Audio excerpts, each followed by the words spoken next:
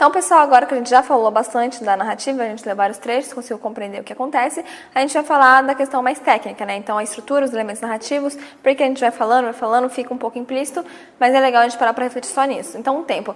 Qual é o tempo da narrativa? A gente viu que há algumas referências cronológicas, por exemplo, quando ele fala, passou um ano, ou essa questão dele se referir a fatos do passado, então nesse sentido haveria algumas referências cronológicas, mas a gente diz que o tempo dessa narrativa é predominantemente psicológico. Por que ele é psicológico? Porque é um texto, como a gente viu também, que não tem aquela sequência direta, né? Então começa aqui, depois vai continuar sempre igualzinho. Não, é um texto que, inclusive, tem um tempo também que é circular. Então tudo que acontece parece que sempre acontece de novo. Então acontece novamente. Então essa estrutura circular que está representada na própria forma do texto, o que nos mostra já uma relação entre forma e conteúdo, que é bastante presente, né? Relação entre forma e conteúdo. Então a gente tem aí uma vida que é circular, uma vida que está sempre se repetindo, uma vida que não sai do lugar, né? Você anda em círculos, você não sai do lugar. Então esse tempo que também é circular, tudo se repete, tudo acontece o tempo inteiro. E esse tempo psicológico, né? O tempo do memorialismo, eles estão o tempo inteiro lembrando aquilo que aconteceu. Muitas situações se passam dentro da mente deles, né? Então, pelo discurso que a gente vai ver que é um discurso que tem grandemente o recurso do indireto livre.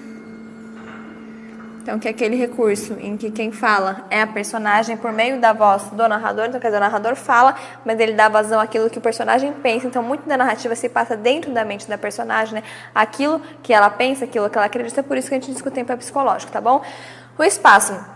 O espaço é um espaço físico mesmo. A gente consegue perceber que é um espaço físico por as características implícitas, mas também pelas características claras. É falado claramente, estamos no sertão, estamos na caatinga. Então não é assim aquele texto em que a gente fala assim, pela descrição eu percebo que é o sertão. Por isso também, porque a gente tem a descrição, eu não li, mas a gente tem vários fatos, em vários momentos, a descrição do sertão. Então, quer dizer, se não houvesse a palavra clara sertão nem caatinga, eu podia saber, eu perceberia, falar, aqui é um texto que fala do sertão, eu infiro isso a partir dessa descrição. Mas além da descrição, que tem mesmo, a gente também tem a fala clara. É um texto que se passa no sertão. Então, o sertão nordestino, o que dá aí a ideia da seca, né? É um texto que fala sobre a seca do sertão nordestino brasileiro, muito bem localizado. Então, é fisicamente muito bem localizado. Os personagens, a gente já falou deles, eu vou só colocar o nome aqui para sistematizar.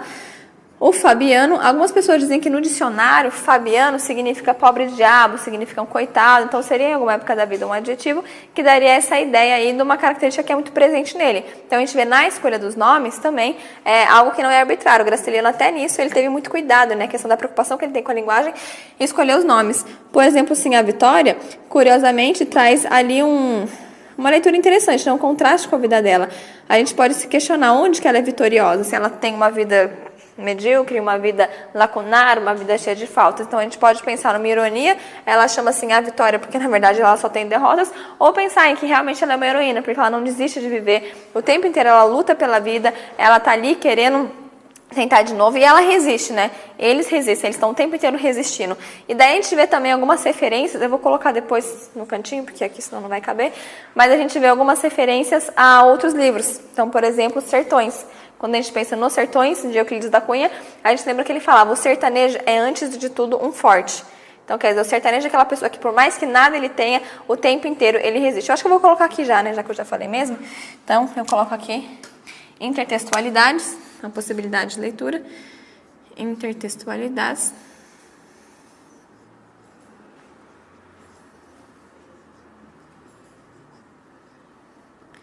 Então, Os Sertões de Euclides da Cunha. Como eu disse, o sertanejo é, antes de tudo, um forte.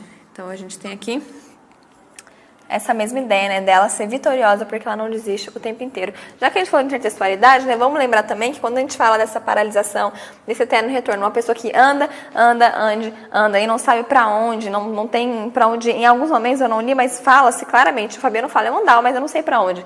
Eu caminhava, mas para onde que eu estava indo? Então, quer dizer, eles caminham sem rumo, caminham sem saber para onde estão indo. Nesse ponto a gente percebe uma relação, a gente não percebe não que Graciliano tenha feito, é nós que estamos fazendo essa relação com José, o poema José de Drummond. aquele poema em que há diferenças claras, né? Ele não trata do homem sertanejo, ele trata do homem urbano, mas em que também tem essa amostra de pessoas que são oprimidas pela sociedade, seja pelo motivo que for, e que são pessoas que não sabem para onde andar, elas estão sempre caminhando, elas estão vivendo, mas assim, nem morrer elas conseguem, mas elas estão ali, vivendo, certo? Então a gente vê que é um texto que é possível estabelecer diálogos, né?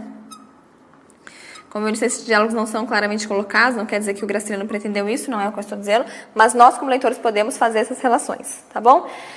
Depois a gente tem os filhos, né? O menino mais velho e o menino mais novo são pessoas sem nome. Aí você fala, Jane, por que eles não têm nome? Bom, o Graciliano não quis dar nome para eles, não posso garantir por quê, mas a gente pode tentar interpretar. A gente percebe que eles são realmente a personificação ali da inocência, daquele momento de infância em que a pessoa ainda está em formação. Olha que eu escrevi menino mais velho, menino menos velho. Não, né? Menino mais velho, menino mais novo. Aquele momento em que a pessoa ainda está em formação, e isso fica muito claro no último capítulo, ou conto, se você preferir, porque os pais vão andar e vão discutindo qual vai ser o futuro deles. Então, o que eles vão ser? Então, quer dizer, se vão ser, dá a impressão que eles ainda não são, né? Então, eles são, por enquanto, crianças inocentes e felizes. O que eles vão ser quando eles crescerem? Então, essa ideia de que eles ainda não estão formados, inclusive, eles ainda nem sabem, né, o que eles vão ser, eles ainda nem percebem a situação na qual eles vivem, tá bom?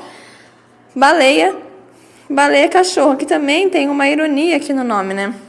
Ela é tão magra, ela passa fome, mas ela chama baleia, que tem essa referência à água, aquilo que falta no sertão, e essa referência a algo gordinho, algo cheio, algo grande, que é completamente o oposto da figura dela. E depois eu coloquei só mais dois aqui, para a gente pensar no seu Tomás, da bolandeira. O tempo inteiro, ele é referido aqui, no romance, para o Graciliano não, né? Para o Fabiano falar sobre essa questão da hierarquia, sobre a questão da superioridade que ele vê e a admiração que ele tem pelo Tomás. Então, quando a gente fala de superioridade, eu vou colocar aqui também em hierarquia, o Fabiano vê dois elementos como superiores a ele. Como se ele vê qualquer um superior a ele, ele se sente inferior a todas as pessoas humanas, mas a gente tem dois espaços, né, dois elementos específicos, que é a instituição. Então, a instituição de poder, por exemplo, a polícia, ela vem como alguém a quem ele deve obediência, a quem ele deve submissão, e ele fala isso no romance, eu estou acostumado a obedecer. Eu obedeço o tempo inteiro, eu nasci para isso, eu sempre fiz isso, sempre foi assim, sempre vai ser. Então, eu nasci para submissão. Então, ele acha que ele deve essa obediência à instituição, isso é personificado na figura do soldado.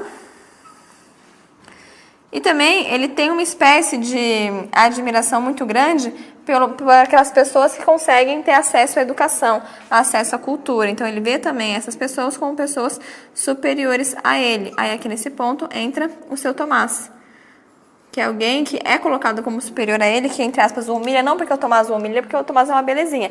Não humilha com a ideia dele, humilha porque no sentido dele conseguir ter saído desse espaço, né? Ele é alguém que consegue ser diferente, ele não sai do espaço, mas ele consegue ser diferente ali no meio, enquanto o Fabiano não consegue. O Fabiano está ali o tempo inteiro sendo aquela pessoa lacunar.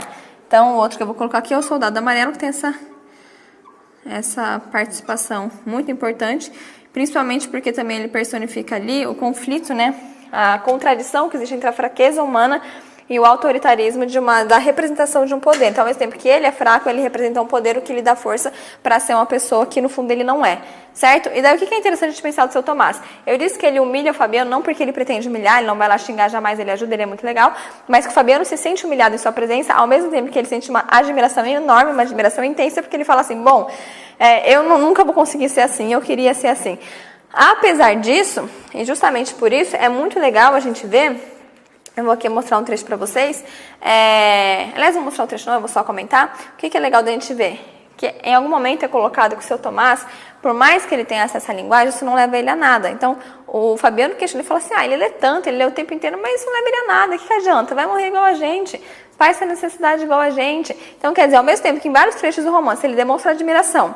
E ele fala assim, se fosse o Tomás aqui na cadeia, ele ia conseguir argumentar, ia conseguir ser liberto. Se fosse o Tomás aqui sendo explorado, ele ia conseguir articular e não ser tão roubado. Então, ao mesmo tempo que ele coloca esse poder da linguagem para te tirar da situação, ao mesmo tempo ele mostra que o seu Tomás, no fundo, não consegue sair daquela situação. Ele é uma pessoa proativa, ele vai atrás, ele consegue estudar, ele consegue ler, ele é super bem informado, ele é uma pessoa esclarecida.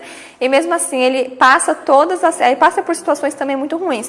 Por que Graciliano coloca, né, agora é Graciliano mesmo, o autor, por que ele coloca essa espécie de contradição ali, né, para mostrar que não é culpa da pessoa, porque algumas pessoas podem olhar e falar assim, mas o Fabiano é ignorante porque ele quer, não é só correr atrás, não é só batalhar, coisa do mérito, né? Vai atrás, vai estudar. Se o Tomás não conseguiu estudar, se o Tomás não está lá lendo, por que o Fabiano não consegue? Então, para evitar que essas pessoas já venham questionar, né, que a culpa do sertanejo ser assim é do sertanejo, então o Graciliano já coloca ali, olha, apesar dele ser super batalhador, dele ter conseguido ler, dele ter uma espécie de não determinismo, né, ser diferente do seu meio, isso não faça com que ele consiga resolver o problema. Então, quer dizer, o problema não está nele, o problema não está naquelas pessoas, não depende delas.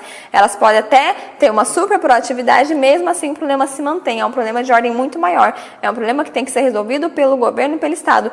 Não é um problema que tem que ser resolvido por essas pessoas, não é culpa delas. Então, o que a gente vê aqui é um deslocamento de culpa e, de novo, uma crítica. Tá? Então, essa leitura é bastante importante para ver nessa espécie de, como eu disse, parece uma contradição, né? Ao mesmo tempo que o seu Tomás é colocado como uma pessoa que tem acesso à linguagem, por isso teria muitos benefícios, ele não consegue ali resolver o problema, certo? Então não é contraditório, são só situações, é o que o ser humano pode fazer, até onde vai o limite dele, até onde alguém mais para cima, alguém de maior autoridade deve intervir. A linguagem, a gente viu já que é uma linguagem concisa, uma linguagem seca, então uma linguagem que, de novo, reflete a situação, então essa relação entre forma e conteúdo que aparece também na linguagem, a linguagem seca, com frases curtas, que vai mostrar esse conteúdo de uma vida que é seca. A gente viu que tem também uma linguagem regional, então às vezes dificulta um pouco o entendimento, porque trata-se de região. O que mais que a gente tem? A gente não falou, mas vou falar agora propositalmente, há alguns trechos de poesia. Daí você fala assim, Giane, mas nesse texto tão seco, tão árido, há trechos de poesia. Não é trechos de poesia, né? Há trechos poéticos. Pouquíssimos trechos poéticos, mas há. Inclusive, isso nunca foi cobrado, então fiquem atentos, quem sabe não é esse ano. É poética, né? Não é poético, só que eu pensei em trechos poéticos. Há alguns poucos e raros trechos poéticos nessa narrativa. Eu vou ler um deles para você ver por que há numa narrativa tão seca, tão árida, com uma linguagem tão concisa e direta, como assim a poesia? O que é a poesia, né? É eu falar por metáfora, falar por figura de linguagem. Então, quer dizer que em algum momento do romance aqui, a gente tem figuras de linguagem para fazer expressar algo muito sensível. E por que a gente tem esse trecho poético, com essa linguagem poética num livro tão seco?